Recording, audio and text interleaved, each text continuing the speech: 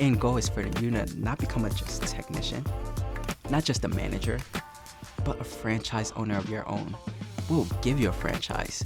You go into a new community, and then you continue this circle of life all over again. When people recycle with us, they're also helping train people, and they're also helping fund that laptop or computer to go back out into the community.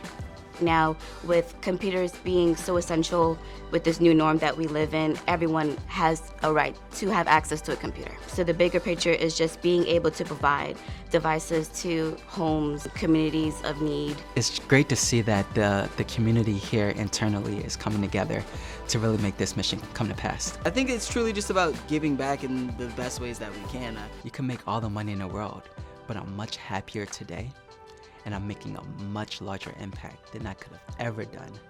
So for that, thankful.